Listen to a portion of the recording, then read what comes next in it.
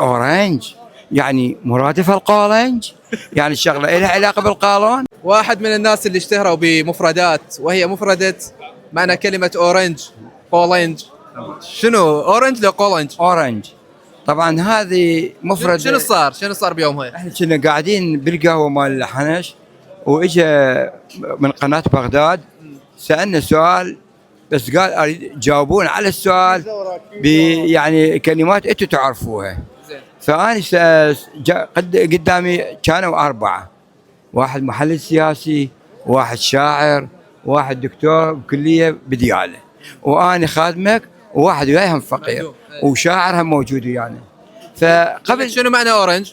قبل ما هاي سالني قال لي شنو معنات اورنج؟ قلت له اورنج برتقال.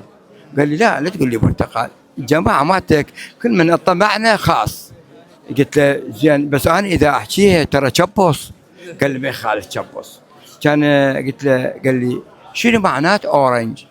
قلت له اورنج انا دارس انجليزي واصل للاعداديه، بس اورنج يعني مرادف القولنج، يعني الشغله لها علاقه بالقولون. احنا بلد العجائب، جاي نسمع كلمات صح نعرفها، بس اذا نحكيها تطلع نفس الكلمات. شنو هذا الاورنج؟ فهذا قصوها ونزلت تدري حتى مواقع اجنبيه نزلتها.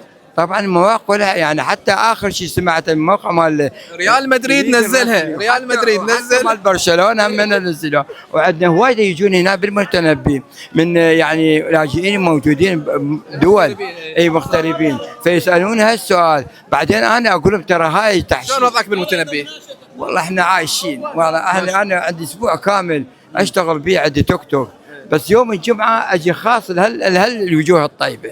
يعني شو تمثل انت اليوم بالعراق؟ والله انا بالنسبه لي يعتبر من رواد المتنبي وصاحب البسمه لكل العراقيين.